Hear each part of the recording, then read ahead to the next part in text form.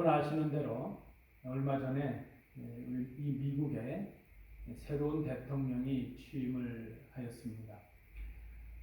이 새로운 대통령이 취임하던 첫날 소위 말하는 100 Days Masking Challenge라는 그런 그 행정명령에 처음으로 서명을 하고 사인을 하였습니다.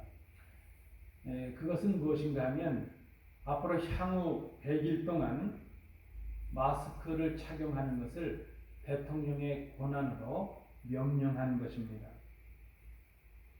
여러분 아시는 대로 마스크 착용을 찬성하는 사람들도 있고 반대하는 사람들도 있습니다. 찬성을 하든 혹은 반대를 하든 모두 나름 자신들의 어떤 신념에 따른 자유로운 행동의 선택이요 결과라 말할 수 있겠습니다. 최근 한국에서도 이 코로나 바이러스의 3차 그 확산으로 인해서 높은 수준의 거리두기와 방역의 조치가 있었습니다. 그래서 특별히 집회, 예배 그 모이는 인원이 제한이 되었습니다. 그렇게 되니까 이 당국의 조치에 성실히 응하는 교회들도 있고 반면에 당국의 조치에 따르지 않는 몇몇 교회들도 있었습니다. 그들 역시 그 조치에 따르든 따르지 않든 간에 나름의 신앙을 말하고 또 선택의 자유를 말하는 것을 우리가 보았습니다. 보통 우리가 무엇인가에 대해서 자유로운 선택을 하게 될 때, 자유로 어떤 그 행동을 하고 결정을 하게 될 때에 그러한 자유로운 선택은 나름의 신념이나 지식에 근거하는 것을 봅니다. 가령 예를 들자면 목숨이 위험해진다 할지라도 마스크는 쓰지 않겠다 하는 신념을 가진 사람들이 있을 수 있습니다. 마스크를 잘못 사용하는 것이 바이러스를 차단하는데 전혀 도움이 되지 않는다 하는 그런 지식을 가진 사람들도 있을 수 있습니다. 바이러스에도 불구하고 교회 나가서 예배하면 하나님께서 보호해 주실 것이라 그런 신앙을 가진 사람들도 있습니다. 어떤 경우에라도 교회 나가서 예배하는 것이 바른 예배라는 그런 지식을 가진 사람들도 있습니다. 반면에 모두의 건강과 안전을 위해서 당국의 지시를 따라서 온라인으로 예배하는 것이 바람직하다 그런 생각을 가진 사람들도 있습니다. 또한 이 온라인으로 드려지는 예배도 하나님께 드려지는 예배다 하는 그런 지식을 가진 사람들도 있습니다. 여러분 지금 우리가 이 시점에서 대면 예배와 온라인 예배 어느 것이 더 옳고 어느 것이 더 정당하냐 그런 논의는 사실 우리에게 의미가 없습니다. 영과 진리로 드려지는 예배라면 어디서 예배하든지 하나님께서 받으시는 예배이기 때문입니다. 다만 교회에 모여서 예배하는 것이 바람직한 예배일 때가 있고 흩어져서 예배하는 것이 더 바람직한 예배일 때가 있다 하는 것을 우리가 생각해야 될 것입니다. 사도 바울은 함께 읽으신 고린도전서 8장에서 우상의 제물을 먹는 것, 우상에 드려졌던 제물을 먹는 것과 그리스도인의 신앙의 자유에 관해서 말씀을 하고 있습니다. 당시에 고린도에서 이 황제 숭배를 위한 축제나 또 그러한 제사에 참여하는 것은 그 사회에 속한 공동체 일원으로서 살아가기 위해서 어느 정도 필요한 필수적인 것이었다는 것을 우리가 이해할 필요가 있습니다. 이방의 신전에서 열리는 이러한 축제나 제사에 참여하는 것은 특별히 그 사회의 기득권, 권리를 가지고 힘을 가지고 있는 상류 계층의 사람들에게 사회적인, 경제적인, 정치적인 그런 도움을 얻고 살아가기 위해서 그들과 관계를 유지하거나 유대 관계를 맺는데 중요한 요소였기 때문이라 하는 것입니다. 특별히 오늘 본문에 나타나는 우상의 제물을 먹는 일, 이것은 그러한 축제나 제사에 참여해서 우상의 신전에서 그들과 함께 우상에게 드려졌던 제물, 그런 고기를 먹는 그 일을 구체적으로 말하고 있습니다. 자, 고린도에 교회가 세워졌습니다. 그 교회 안에 우상의 제물을 먹는 사람들이 있고 우상의 제물을 먹지 않는 사람들이 있습니다. 우상의 제물을 먹지 않는 사람들은 우상에게 드려졌던 그 오염된 음식을 먹는 것이 자신들의 신앙을 더럽히는 일이 된다, 그렇게 생각을 하였습니다. 반면에 우상에게 드려졌던 음식을 먹는 사람들은 자유를 주신 하나님의 능력으로 인해서 우상의 제물을 먹는 것이 자신들의 신앙에 아무 문제가 되지 않는다, 그렇게 생각을 하였습니다. 우상의 제물을 먹는 사람들이건 먹지 않는 사람들이건 그들 다 신앙을 말하고 자신들의 신념을 말하고 자유를 말하고 있습니다. 그런데 문제는 이러한 생각들의 충돌이 교회 갈등이 되고 분열의 큰 분쟁의 이유가 되었다는 것입니다. 우리도 역시 오늘을 살아가면서 이런 삶의 환경 속에 처할 때가 많이 있습니다. 우리는 성도로 살아가지만 동시에 이 땅의 시민으로 살아가고 있습니다. 이 땅에서 우리는 많은 관계와 유대를 맺으며 살아갈 수밖에 없습니다. 우리가 자유롭게 선택해서 행하는 행동들은 서로에게 연결이 되어 있고 서로에게 영향을 끼칩니다. 말씀드린 대로 우리가 자유로 행하는 그런 행동들은 나름대로 지식에 근거하고 우리의 신앙에 근거하고 우리의 신념에 근거하고 있습니다. 우리가 성도로서 행하는 우리의 자유와 그 근거가 되는 지식이 어떠한가? 우리가 이 땅에서 살아가면서 성도로서 바람직한 삶이 무엇인가? 성숙한 성도의 삶이 무엇인가? 오늘 본문의 사도 바울의 권면을 통해서 이 말씀을 생각해 보도록 합니다. 첫 번째 우리가 먼저 생각할 것은 1절부터 3절까지의 말씀을 참조해 주십시오. 우리의 지식과 신념에 겸손과 사랑이 담겨져야 한다 하는 것입니다. 다시 우리가 본문을 통해서 생각해 봅니다. 우상의 제물을 먹는 사람들이나 먹지 않는 사람들이나 나름의 신앙을 가졌고 지식도 가지고 있습니다. 그런 행동의 근거가 되는 그런 가치의 기준들을 가지고 있습니다. 그러나 지금 바울의 우선적인 관심은 그 두 견해 중에 어느 것이 옳으냐 그르냐를 판명하는 데 있지 아니합니다. 신앙인으로서 우리는 모두 신앙과 구원에 관한 나름의 지식이 있고 생각들을 가지고 있습니다. 우리가 내 신앙과 내 지식과 내 판단의 근거를 가지고 다른 사람의 신앙과 지식을 판단하고 비판하기 전에 먼저 생각할 것이 있습니다. 그것은 우리의 신앙과 우리의 지식, 우리 행동의 근거가 되고 판단의 근거가 되는 우리의 신앙과 지식을 관계 속에서 생각해야 된다는 것입니다. 마찬가지로 우리의 지식과 선택에 의한 자유로운 그런 행동도 관계 속에서 생각을 해야 합니다.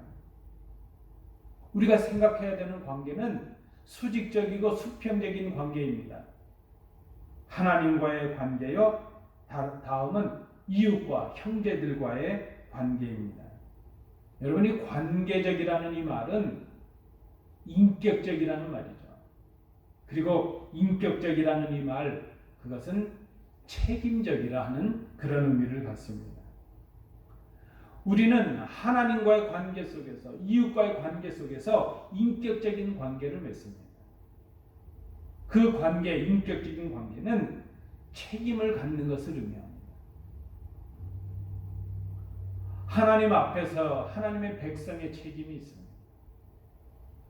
이 땅을 살아가면서 가정에서 가장의 책임이 있죠. 부모의 책임이 있죠. 남편과 아내, 자녀의 책임이 있습니다.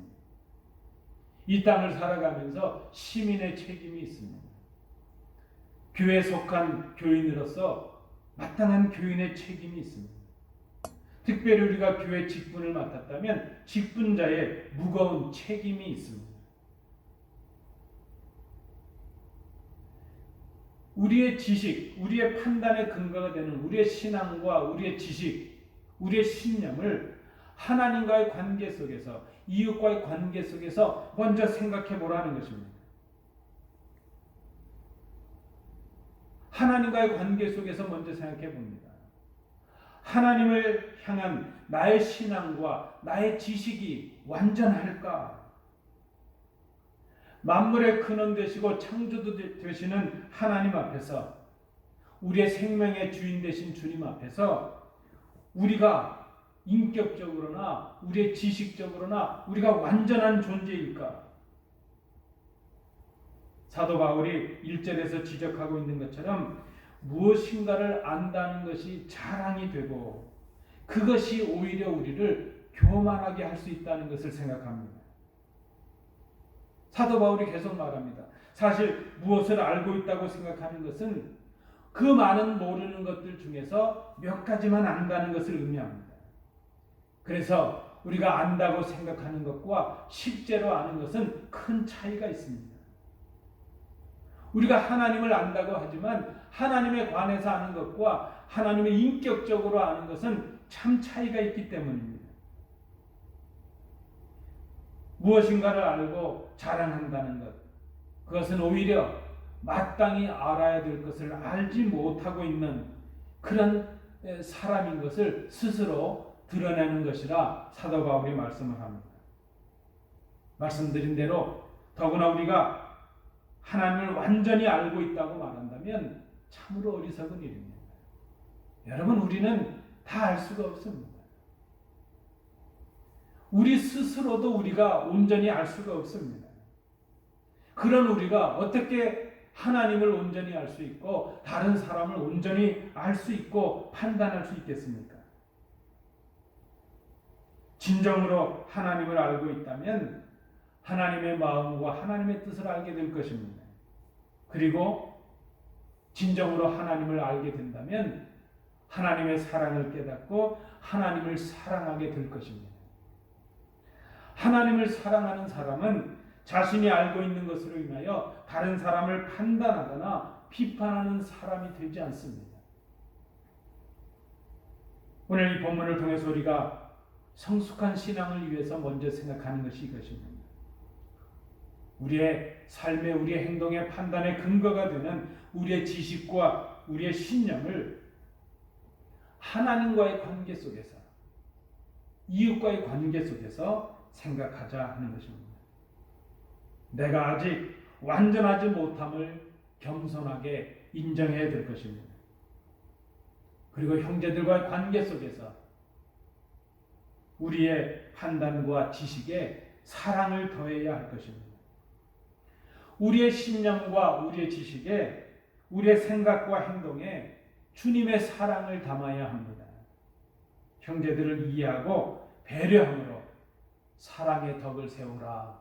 사도 바울의 권면입니다. 우리가 오늘 본문을 통해서 발견하는 성숙한 신앙의 모습 두 번째는 4절부터 6절까지의 말씀을 참조해 주시기 바랍니다. 제목을 이렇게 붙여보았습니다. 자유의 기준은 우리 자신이 아니라 하는 것입니다. 판단과 어떤 평가의 기준이 나 자신이 될 수가 없다는 것입니다. 다시 본문으로 돌아가 봅니다. 본문에 보면 우상의 제물을 먹는 사람들은 자신들이 가지고 있었던 그 신앙의 기준에 따라서 자유롭게 결정하고 행동을 하였습니다. 우상의 제물을 먹는 사람들에게 비록 그것이 우상에게 드려졌던 제물이지만 그것은 그들에게 아무 문제가 되지 않습니다. 그들에게 우상은 아무 의미가 없습니다. 이미 그들은 하늘과 땅의 신이라고 불리는 많은 우상들이 있다고 하지만 오직 참 하나님이 한 분이신 하나님이시라는 것을 그들은 알고 있습니다.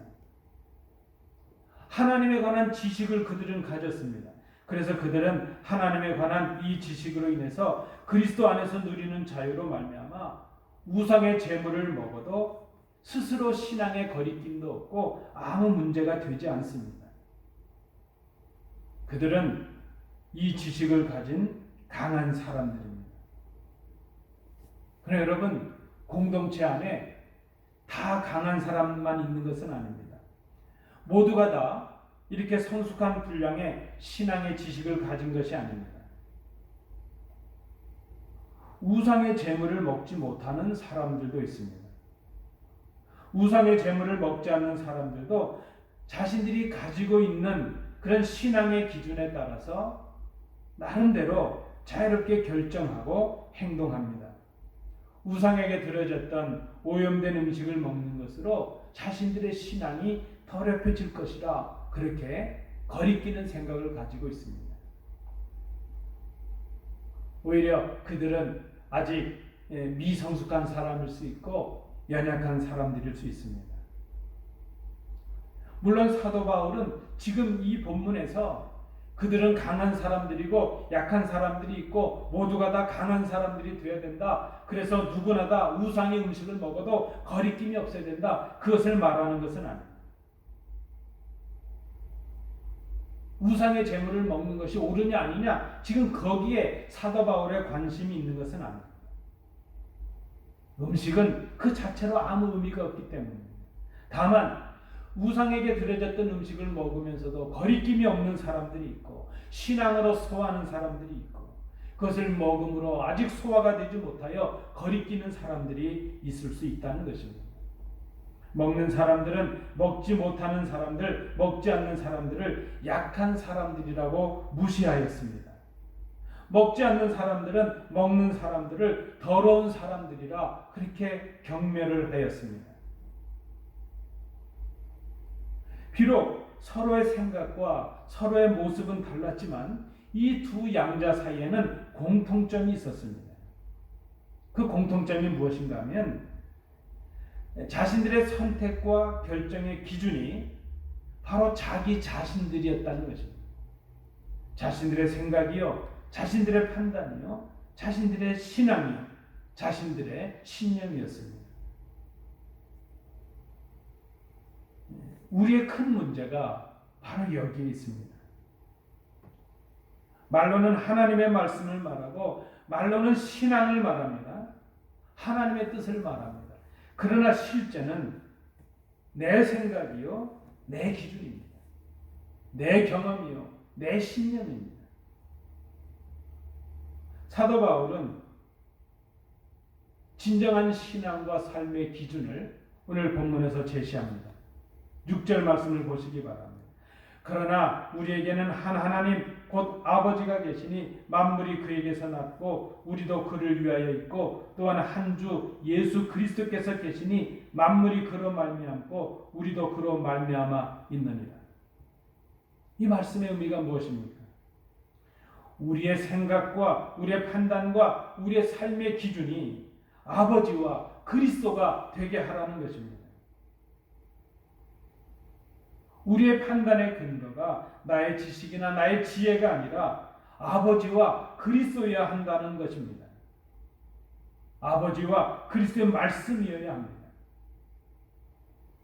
우리는 날마다 무엇인가를 선택하고 결정하고 우리의 자유로운 행동으로 살아갑니다. 그러나 그 자유는 내 마음과 내 뜻대로 하는 것을 의미하는 것이 아닙니다. 아까 말씀드린 대로 우리가 관계 속에서 책임적인 존재로 살아가는 것처럼 우리가 가진 자유는 하나님 아버지와 그리스도의 말씀에 대한 응답, 책임적인 응답이 되어야 한다는 것입니다. 그래서 우리에게 주신 자유는 하나님을 향한 사랑의 응답이요, 동시에 성도들을 향한 사랑의 책임과 의무로 나타나야 하는 것입니다. 그것은 우리 주님께서 말씀하신 대로 하나님을 사랑하고 형제를 사랑하는 것입니다. 우리에게 우리의 행동에, 우리의 삶에, 우리의 자유의 기준이 있다면 바로 이것입니다. 나 자신이 기준이 아니라 하나님이요, 그리스도시요, 말씀이요, 하나님을 사랑하고 형제를 사랑하는 그것이 우리 삶의 판단의 자유의 기준이 되게 하라는 그 말씀입니다. 마지막 세 번째입니다. 오늘 본문을 통해서 우리가 발견하는 성숙한 신앙인의 모습, 7절부터 마지막 13절까지 말씀을 참조해 주시기 바랍니다. 제목을 이렇게 붙여봅니다. 하나님께서 주신 자유는 사랑을 위한 자유라 하는 것입니다. 다시 본문을 생각해 봅니다. 우상의 신전에서 우상에게 드려졌던 제물을 먹는 것이 자신들의 신앙에 아무 문제가 되지 않는 강한 사람들이 있었습니다. 근데 그렇게 그들이 자신들에게는 아무 문제가 되지 않았기 때문에 우상의 신전에서 음식을 먹었습니다. 그런데 그들의 모습을 보면서 실족하고 낙심하는 연약한 사람들이 있었다는 것입니다.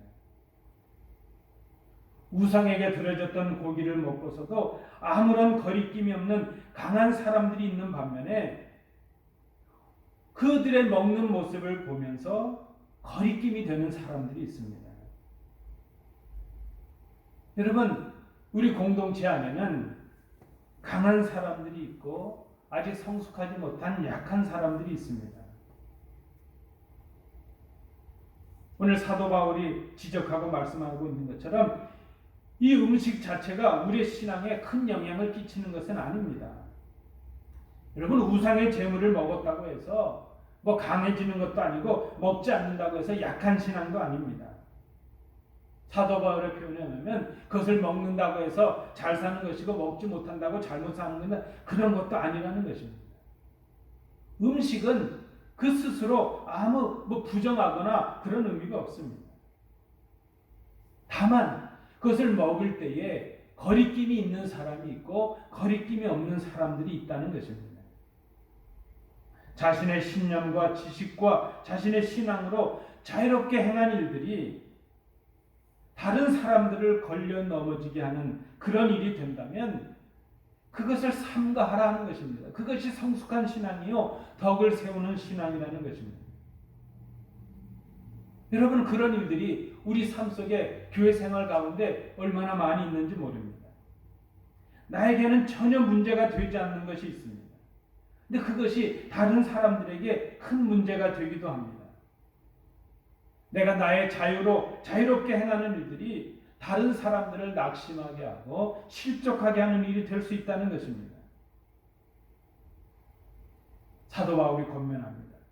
그렇게 자유롭게 행할 수 있는 자신의 자유의 관계 속에서 책임적으로, 인격적으로 사랑의 덕을 세우라 하는 그 말씀을 지금 하고 있습니다.